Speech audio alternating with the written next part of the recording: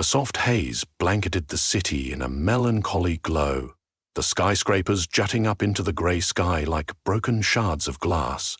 Beneath the lofty towers and flickering billboards, a milling crowd moved along narrow sidewalks, oblivious to the quiet watchers perched on windowsills and overhead wires.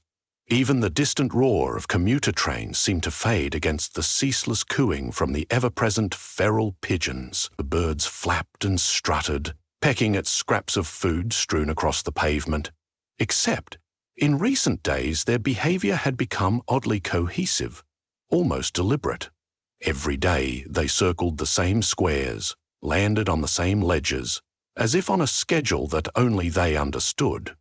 Morgan Dyer noticed, as a freelance journalist for a small local paper, she found herself forced to trawl the city for leads, most of which turned out to be political PR stunts or regurgitated press releases. But something about the pigeons intrigued her.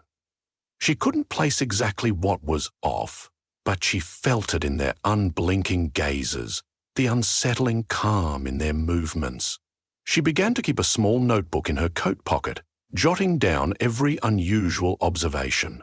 Flocks amassing around City Hall at precisely noon each day. Black pigeons following certain uniformed officials through the busy downtown intersections. The more she documented, the stranger it all seemed. Morgan had studied journalism partly out of curiosity for the hidden world beneath everyday life. She loved the puzzle of discovering the inconspicuous corners of the city, uncovering people's secrets, sometimes shining a light on wrongdoing. Her desk at home overflowed with dog-eared clippings and battered notebooks. She joked that she was effectively a pack rat of the city's lesser-known truths. But these pigeons, the way they'd gather in surprising numbers near influential figures, hinted at something else, something that reeked of a greater design. The suspicion pestered her for weeks before she decided to act. Slipping on her battered tan trench coat, Morgan made her way towards City Hall on an overcast afternoon. The fountain in front burbled listlessly, a half-hearted attempt at grandeur amidst a chain-link fence circled by protesters. City Hall itself, a monolithic stone building, teemed with security. Morgan's eyes swept the area for the birds. Yes, there they were, perched along the stone ledges, arrayed in orderly rows aside the arching entrance. Perhaps 100 or more, silent and watchful. Leaning against a lamppost, she retrieved a small camera and snapped a few covert photographs. The pigeons didn't flinch. Instead, they watched her with uncanny stillness. She felt a ripple of discomfort, as if each was a sentinel taking her measure. Brushing aside her unease, she tried to recall the city's last major scandal. It had been an embezzlement scheme involving property developers and 2 city council members. But from her vantage, it seemed the city was on the brink of something far stranger. Rumors had circulated in less reputable circles. Surfaces of arcane symbols in the sewer system, odd whispered conversations in certain musty-used bookshops, and a figure who'd emerged at midnight to meet with local power brokers. Some dismissed it as conspiracy nonsense, yet Morgan wondered if there might be something real behind it. She stepped forward and entered City Hall. Inside, it bustled with staffers balancing coffee cups and armfuls of documents. She had an appointment, albeit minor, with a mid-level chief administrative officer. Morgan's questions were meant to clarify small allegations about financial misappropriation in city departments. But she had bigger things on her mind now. After a short wait, she was beckoned into a cramped office. John Soames, a wiry man in a black suit, tilted his head at her intently. Didn't expect a follow-up, he said, greeting her with a thin-lipped smile. But sure, let's get on with it. I've got 5 minutes. Morgan sat down and opened her notebook. I appreciate your time, she said politely. She asked certain cursory questions about budget reallocations, scribbling his answers. Soon, their conversation turned to local concerns. She feigned casual interest in wildlife management. I've noticed the flocks of pigeons around city departments are larger than usual. Have you heard anything about that? He let out a dismissive snort. Pigeons are the rats of the sky. The mayor's office considered a culling a few years ago, but we decided not to risk the public outcry. I wouldn't read too much into it." Morgan nodded, though she didn't entirely believe him. Soames ushered her out of his office quickly, but before she passed the threshold, she noticed him glance out the window at the ledge. A flicker of real apprehension crossed his face, or so she thought. Outside in the corridor, Morgan found a clerk in the supply room who seemed open to gossip. The clerk mentioned that certain officials had been spooked by whispered claims that a new arrival, someone adept in the arcane arts, was operating in the city. The rumor said he was leaning on various city leaders, pushing agendas that defied ordinary logic. "I don't know the details," the clerk admitted, "but there's speculation about blackmail. People are jumpy." The word arcane stuck with Morgan. Though it sounded ridiculous, she recalled the scrawled notes by a fringe contact of hers, a mystical hobbyist named Carlyle Merrow.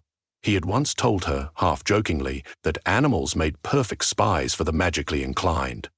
"Birds, cats, rats, anything that can blend in," he'd said. An old trick among certain unscrupulous practitioners is to hijack a city's natural wildlife to keep watch. She'd brushed it off then, but now she decided to pay Carlyle a visit in the basement bookstore where he worked. She found him flicking through a battered tome under the flicker of neon lights. Carlyle was an odd figure, lanky, with a shock of curly brown hair and a penchant for wearing tattered scarves, even indoors. The store itself smelled of damp paper and centuries of dust, a labyrinth of shelving crammed with everything from cheap romance novels to esoteric grimoires. Morgan approached, slipping between stacks of books. "Carlyle," she said softly, drawing his attention away from a medieval bestiary. "Can I ask you about those stories you used to share? The ones about controlling animals with magic?" His face lit up with a mixture of fascination and concern. "Of course," he said, pulling her farther into a quiet corner of the shop. Something up, Morgan described her suspicions about the Pigeons, their strange behavior, their apparent vigilance around key city locations, and the rumor of an arcane figure manipulating city officials. Carlyle listened raptly, nodding along, his expression growing more serious. "Sounds like enthrallment," he mused. "A sorcerer with a knack for controlling beasts, or at least forging some magical link to them. It's complicated magic, not something an amateur would handle lightly." "How exactly would it work?" she asked. He shrugged. "In theory, the mage channels a small portion of their consciousness into the animal, effectively riding along in its mind. Or, in some advanced cases, the pigeons might be magically enhanced to respond to mental commands. Either way, this is huge. If this sorcerer is well-connected, that's a lot of power." Unease curled through Morgan's stomach. "The question is, who is he working with, and why?" Carlyle fingered the frayed edge of his scarf. "No idea, but be careful. If he's truly powerful, there's no telling how far his influence extends." Over the next few days, Morgan began staking out high-profile politicians, corporate lobbyists, and even senior police officers. Each time, she spotted a handful of pigeons lurking in vantage points.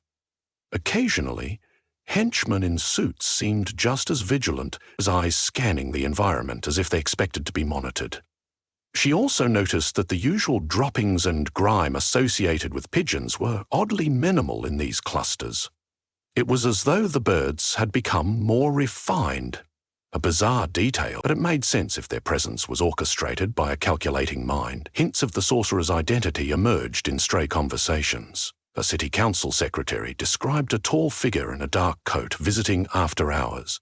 A security guard whispered about a man who strolled through CCTV blind spots with supernatural ease, leaving behind faint traces of sulfuric odor. Bit by bit, the rumor painted him as Vincent Varello, once a scholar in obscure medieval texts abroad, rumored to have dabbled in necromancy and illusions. The stories were outlandish enough to discredit any direct complaint to the authorities. Morgan could only suspect that Varello's infiltration of city offices had begun quietly and was nearing a crescendo. Late one evening, Morgan witnessed proof she could scarcely believe. She had positioned herself on a bench near a municipal building where a top aide to the mayor often worked late. Through binoculars, she watched the aide exit into a deserted courtyard, looking restless and uneasy. A flight of pigeons fluttered down behind him. One hopped closer, cocking its head in an uncanny display of intelligence. The aide bent down as if to listen to the bird, or perhaps to speak to it. Her vantage point was imperfect, but it looked less like the man was feeding them and more like he was receiving instructions. Before Morgan could draw closer, the aide hurried away. Shoulders hunched and face, the pigeon flapping up to rejoin the others. The closeness of their interaction made Morgan's skin crawl. She had photographic evidence, grainy but unmistakable. It was time to confront someone with authority who might actually listen. She turned to Theo Madsen, an old friend from her high school days who now worked a mid-level job in the police department. He owed her a favor for spinning a sympathetic story in a prior case, and while he was no believer in dark magic, he trusted that she always did her research. So one afternoon, Morgan cornered him in a dingy coffee shop near the precinct, sitting at a corner table beneath buzzing fluorescent lights. Pigeons as spies? Theo repeated skeptically, stirring his coffee, his eyebrows knit together in confusion. Listen, I'm all for chasing leads, but this is... Morgan produced the photos she'd taken at the municipal building. Though the images were slightly blurred from distance, the posture of the aide, leaning in close, was undeniable. Next to it, she had pictures of suspicious gatherings of pigeons watching other officials outside courthouses and corporate offices. She tapped the label on her envelope. Look at the pattern. I've traced their presence at nearly every important city council function in the last 2 weeks.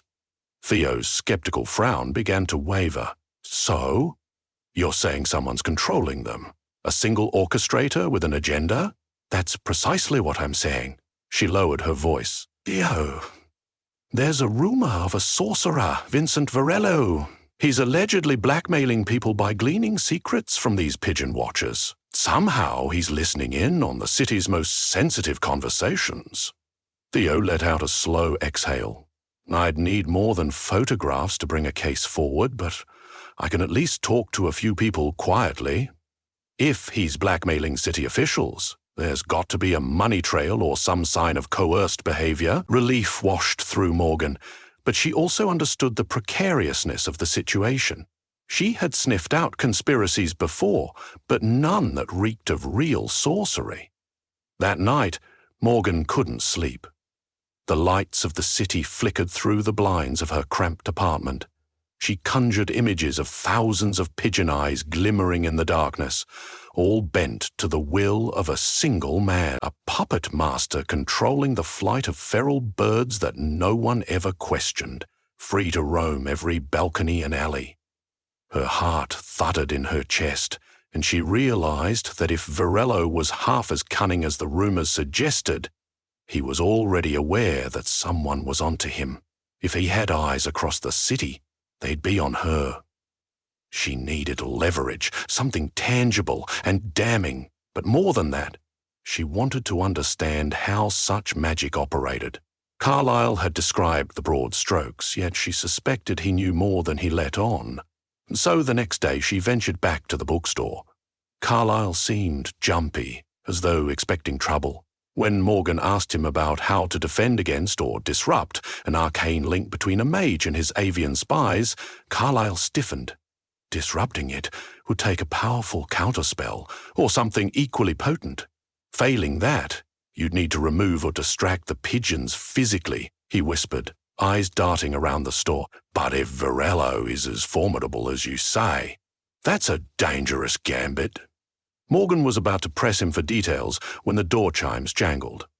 A hooded figure stepped inside, tall and imposing enough to shift the atmosphere in the cramped bookstore. Carlyle snapped his mouth shut. The figure turned, surveying the shelves, then approached the counter as if idly browsing. Instinct clenched Morgan's gut, urging her to hide. She ducked behind a stack of boxes, praying she hadn't been seen. Carlyle mustered a friendly greeting. "Hello? Looking for anything in particular?" "Yes," the figure said in a deep, somewhat resonant voice. I'm trying to track down a specialized grimoire, something referencing illusions and transference spells. He mentioned a string of archaic titles. Morgan recognized references to old arcana manuscripts. She clutched her notebook, heart pounding. She was almost certain that this man was Vincent Varello. His commanding tone, the casual way he dropped these titles, and the aura of barely contained power all matched the stories. Carlyle hesitated. We might have something in the restricted section. It's quite delicate and expensive. Pause. Money isn't a problem. Fetch it for me. Moments passed, filled only with the rustle of Carlyle's scarf and the squeak of a wooden ladder. Morgan dared to peek around the boxes, glimpsing a pale, chiseled profile under the man's hood, eyes as cold as stone. His hand rested near the corner of the counter, and she saw a faint shimmer around his fingers. She guessed it was a sign of magical tension. Then Carlyle returned with a dusty volume. The figure inspected it briefly before pulling out crisp bills. "I'll take it," he said. The stranger turned to stride toward the door, and Morgan sank back behind the boxes. She forced herself not to breathe as he passed. At the threshold he paused. "Thank you, Carlyle," he murmured. "Your assistance is appreciated. If you happen to encounter any middling parties, do steer them away from trouble." Then he was gone. Only when the bell chimed again did Morgan allow herself to exhale. Rising, she found Carlyle trembling. "He knows," Carlyle whispered. "He knows someone's investigating him. I tried not to give anything away, but be careful, Morgan." Her mind reeled at the confirmation. Varello was real, and he was methodical in collecting all the arcane resources he needed. She realized that to stop him, she might have to risk direct confrontation. But how? She was just a journalist, not a mage. She decided she'd gather every shred of evidence, testimonies from frightened officials, covert pictures of suspicious activity, and publish a damning exposé. If the city's media latched onto a story that powerful, it might force an official crackdown. She spent the next 16 hours writing, compiling, cross-referencing, and scanning images from her camera and phone. She wrote a harrowing piece outlining the possibility of a new brand of espionage using enthralled pigeon flocks. She couched the magic angle in terms of unsubstantiated rumor, leaving the door open for readers to interpret. Her goal was to spark alarm, or at least robust curiosity. She planned to send it to her editor at the local paper and see if he was brave enough to run it. But at dawn, there was a knock on her apartment door. Through the peephole, she could just make out a man in a crisp, dark suit. Her pulse hammered. She carefully slid on the chain and opened it a crack. "Yes?" "Miss Dyer, I'm with City Administration," he announced politely. "I've come with an urgent request regarding some of your pending articles. May I speak with you?" Her blood chilled. She recognized him. The city aide she had photographed in the courtyard. "I'm busy," she said cautiously. "Call me if you need something." The aide's voice turned pleading. "Please, it's important you don't distribute what you've been working on. It compromises delicate negotiations." She slammed the door shut and locked the deadbolt, stifling panic. She backed away, deciding she had to leave, maybe hole up somewhere else before they forced their way in. There was no telling how connected this aide was, or what kind of hold Varello had on him. While she scrambled into a jacket and grabbed her messenger bag, the aide hammered on the door again, voice muffled by the wood. "Mrs. Dyer, you don't understand. If you press this story, it'll go badly for us all. He wants you quiet." That final sentence made her freeze. Varello. Morgan managed to slip out her bedroom window, dropping into the narrow alley below. She found herself facing half a dozen pigeons perched along a rusted fire escape. Their black eyes seemed to track her every move. She hurried along, trying to quell the throb of fear in the base of her throat. If Varello already had the city's bureaucrats at his beck and call, how far did his influence extend? She called Theo, who insisted they meet somewhere public. She rushed to a busy cafe, hoping the foot traffic would dissuade prying eyes. Theo arrived in plain clothes, stepping into a booth with an anxious glance. "Things just went crazy," he hissed. "I tried to bring up some irregularities with my captain, and next thing I know, I'm put on administrative leave. They're claiming misconduct on a previous case, but I can tell it's a move to shut me up." He rubbed a hand over his face. "This is bigger than I thought." Morgan briefly recounted the confrontation at her apartment, her impulse to release the story as soon as possible. "But I'm scared," she admitted. "My editor might be pressured or even threatened if I submit. I need a safe place to release it. Or more direct proof. Something that doesn't require me to rely on my editor's nerves of steel." Theo nodded grimly. "I get that. But you should consider waiting until you have undeniable evidence. At this point, we're dealing with a phenomenon that might sound insane to the general public. People dismiss talk of magic. If you reveal half-baked details and corrupted photos, you could be easily discredited." He was right. It was a bitter pill, but Morgan recognized the need for something absolutely undeniable. Maybe a recorded conversation of an official naming Varelo, or footage that clearly showed the Pigeons acting in a coordinated espionage capacity. Uncertain yet determined, Morgan visited Carlyle at his bookstore that evening, hoping to glean a strategy to either remove the Pigeons' enthrallment or confront Varelo directly. To her alarm, Carlyle's shop was closed, the windows dark. A handwritten note was taped to the door. "Closed for inventory." The next day, she found him at his tiny apartment. He looked harried, as if he'd been pacing for hours. "I was threatened shortly after you left," he said. "Two men in suits came here, demanded that I hand over additional volumes in my private collection, presumably for Varelo. I had no choice. I gave them the boxes." He swallowed hard. "But I did manage to hide one item. A relic rumored to sever lesser magical bonds. It might help break the Avian link, but only if you get close enough to the epicenter of the spell." Morgan took a small silver talisman from him, shaped like a stylized bird with lines of runic script etched along its wings.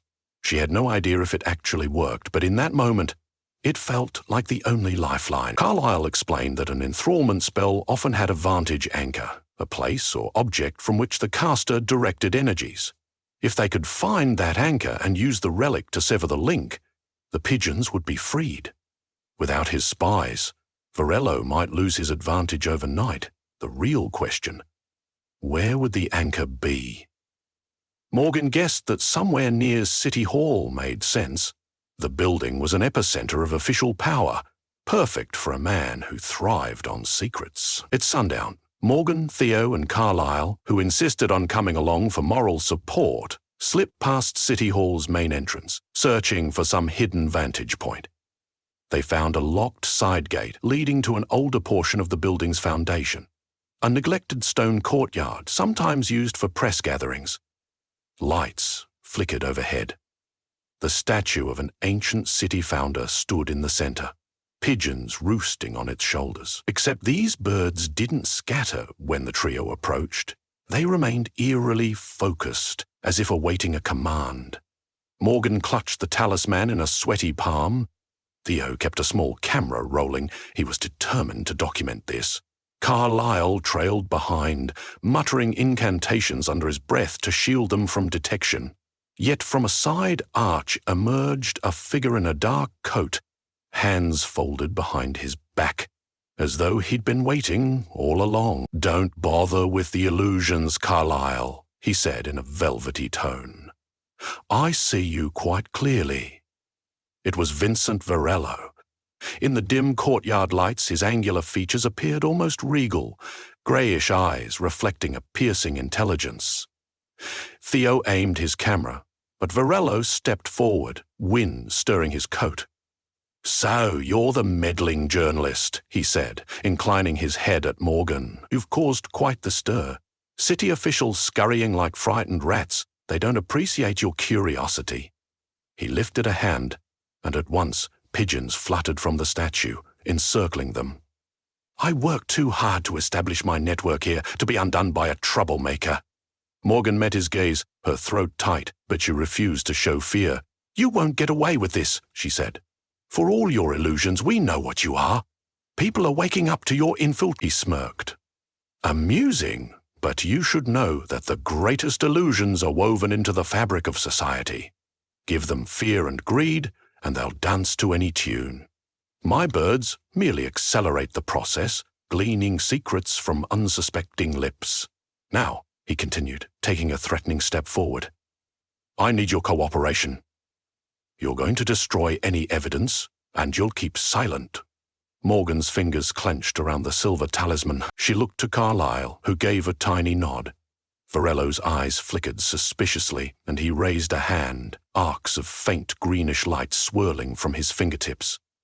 Suddenly, a heavy pressure settled over them, as if an invisible hand was pressing them into the ground. The pigeons circled above, their combined presence unnerving. Summoning what courage she had, Morgan lunged forward, thrusting the talisman toward Varello. He recoiled, but not quickly enough to escape the relic's influence. A harsh electric crackle split the air, and the swirling greenish energies faltered. The pigeons let out discordant cries, their flight patterns scattering in confusion. One by one, they dropped onto nearby ledges, skittering around with disoriented coos. Varello staggered back, eyes wide with anger. "It won't hold him for long," Carlyle hissed. Theo, still filming, stepped forward. "Vincent Varello," he called out. "Stop! We have you on camera threatening us, orchestrating these birds. Everything's recorded." He angled the camera so the blinking light was visible. For a moment, panic flickered in Varello's gaze. Then, with a hiss, he raised his arm as if to unleash another spell, but the scattered pigeons refused to regroup. Whatever power he had used to command them was disrupted by the talisman's effect. Morgan felt the invisible pressure on her chest evaporate. Snarling, Varello tried to muster a final wave of magic, but the talisman glowed bright in Morgan's hand, and Carlyle uttered a hasty incantation. A rush of air seized Varello, halting him in place. It wasn't enough to fully subdue him, but it put him off balance. His expression twisted with fury. He muttered something under his breath, then spun, darting back toward the arch, likely aiming to regroup. Theo called after him. "We've got him on tape!" He made to give chase, but Morgan held him back. "Don't," she gasped. "He may have backup. Let him run. We have the proof." In the aftermath of the sorcerer's retreat, the courtyard fell silent save for the pigeons, who blinked about, seemingly free from the enthrallment. One pecked tentatively at a stray piece of garbage. An ordinary bird once more. Morgan's heart pounded as reality set in. They had documented a slice of the confrontation. Even though it might not capture every mystical nuance, the footage of Varello's aggression plus the swirling lights might be enough to ensure neither city officials nor the media could ignore them. They had living witnesses, strange as their testimonies might be. No footsteps echoed in pursuit. Perhaps Varello was wise enough to vanish and plot his next move. Morgan, Theo, and Carlyle wasted no time. They slipped away into the night, anxious to transfer the footage to more secure hands. In the days that followed, they prepared an anonymous online leak, distributing the video to various news outlets and independent reporters. The story caught like wildfire. The mere suggestion that a high-profile manipulator had harnessed the city's pigeons as living surveillance tools was scandalous enough, let alone the hints of supernatural involvement. Many people ridiculed the video, calling it a hoax or editing trick. But enough watchers recognized the seriousness of the blackmail scheme. Emboldened by the partial unmasking of Varello's tactics, a handful of city officials came forward with confessions. Yes, they'd been threatened. Yes, they'd been blackmailed. They even produced transcripts of calls from unknown numbers demanding compliance. Under pressure from a deluge of media stories, the mayor launched an official investigation, citing unlawful surveillance activities. It was the most they could do without openly admitting the rumored magic, but it kept Varello on the run. Morgan watched from the sidelines with a kind of tired relief, uncertain what her next step should be. She still hardly believed it herself. The city's pigeons, once near invisible parts of the urban landscape, had nearly become the downfall of countless officials, and perhaps, if Varello dared to return, they might serve him again. Still, the severed link and public scrutiny made it more difficult for him to operate unnoticed.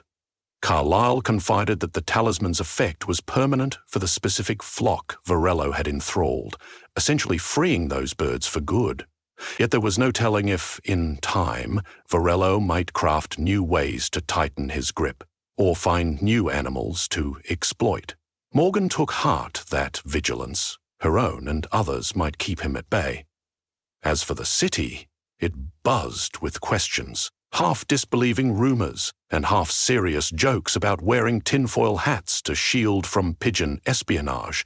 But beneath that facade, a prickle of realization began to spread. The world could be more mysterious than they had assumed. Mythologies, it turned out, might not be so mythological. And cunning operators, be they corrupt officials or unscrupulous sorcerers, could manipulate the ordinary corners of life unseen. Morgan resumed her daily routine, though she never quite lost the nervous habit of checking rooftops for unusual birds. Sometimes she'd spot a lone pigeon perched in an odd place, watching her with an uncanny glint in its eye. She never knew if it was just her imagination or if Varello had found a way to reclaim his feathered spies. But each time she would raise a small camera or phone in defiance, letting the watchers know she was prepared to bring the truth into the light, no matter how bizarre. And perhaps that was the ultimate lesson. In a city brimming with secrets, sometimes it was the most common things, like a flock of unassuming pigeons, that could serve as the catalyst for unveiling the strangest and darkest conspiracies lurking behind polished facades. Morgan had learned to never underestimate anything again. And for now, that would have to be enough.